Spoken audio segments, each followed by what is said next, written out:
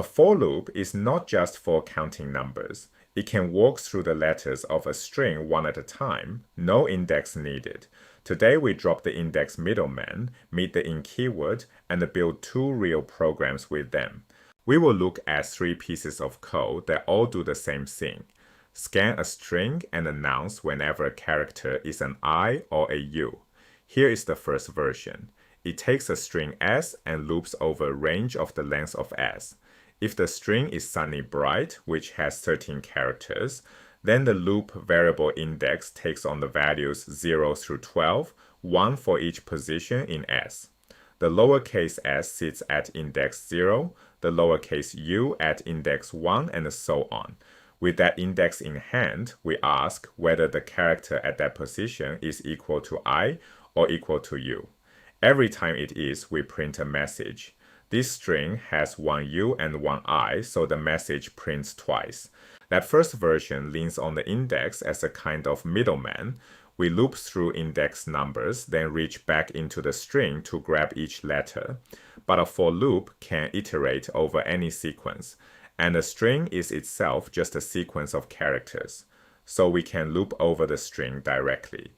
Now, instead of indices 0 through 12, we see the letters themselves.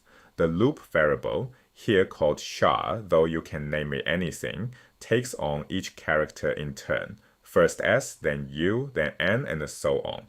To test the letter, we simply ask whether char is equal to I or equal to U. Same logic, same result. It prints twice for the same string. The sequence we walk is now the characters, not the indices. There is an even more Pythonic way, and it changes only the if statement. Instead of two separate comparisons joined by or, we write if char in the string IU. The in keyword tests whether the character we hold is one of the characters in that little sequence. Here it is no big deal because if char is equal to I or char is equal to U reads fine. But imagine testing whether a character is one of the digits 0 through 9. That chain of ors would stretch into a very long line. Within, we just write if char in some sequence of characters, and Python automatically treats it as that whole chain of or comparisons for us. One short, readable line does the work of many. Here is the big idea. A for loop walks through a sequence of values, and we are not limited to numbers. We can iterate over the characters of a string directly, exactly as we just did. And later, you'll see the same loop walks through lists of numbers, lists of strings, and many other collections. The pattern never changes. Give the loop a sequence, and it hands you the items one at a time. Let us put this to work in a bigger program. Version 0.01 of the cheerleader robots. You give it a word and an enthusiasm level. Say the word pineapples and the enthusiasm of 8. The program cheers. Give me a P. P, give me an I, give me an N, and on through the word.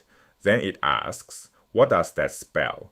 And finally it shouts the whole word with 3 exclamation marks, 8 times, once for each level of enthusiasm. There are 2 parts here, and each is its own loop. One part spells the word, the other repeats it. Here is the spelling part. It loops through the letters of the word directly. Since we do not need the indices for anything, the variable word holds the user's input, and the loop variable W is first P, then I, then N, then E, then A, and so on.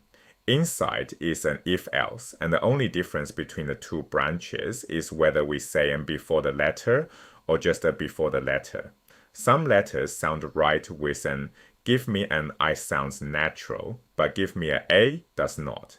So we list the letters that taken up front as the string A, E, F, H, I, L, M, N, O, R, S, X stored in a variable called ans. The if statement uses in if W is in that string, print give me an and a letter. Otherwise, print give me a and a letter. You can also write these prints as F strings, the formatting we met back in lecture 2, but either form works. After the spelling, a single print asks, what does that spell? Then the second part repeats the word however many times the user asked for. A count stored in a variable called times. The loop runs over a range of times, which gives 0 up through times minus 1, a total of 8 passes in our example, and each pass prints the word with 3 exclamation marks.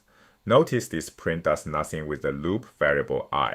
That is perfectly fine. Sometimes a loop just runs an action a set number of times. The variable still advances, we simply ignore its value.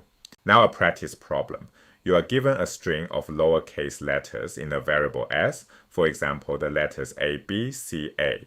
Count how many unique letters it contains. Watch out. The letter A appears twice, but the answer for that string is 3, not 4, because we do not double count. The unique letters are A, B, and C. Before coding, it helps to plan on paper. We clearly must touch every character, so we need a loop. As we look at each one, we track it. If it is something new, we record it and count it. Walk through the letters one by one. CA, brand new, so record and count. CB, brand new, record and count. CC, brand new, record and count. CA again, already seen, so do nothing. New letters do the work. Repeats do nothing. Let us build it. Start with an empty string called seen. Loop over each char in S.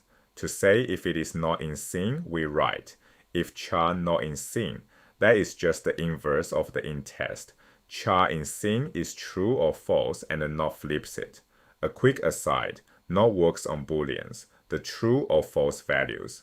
The not equal operator, written exclamation mark equals, is different.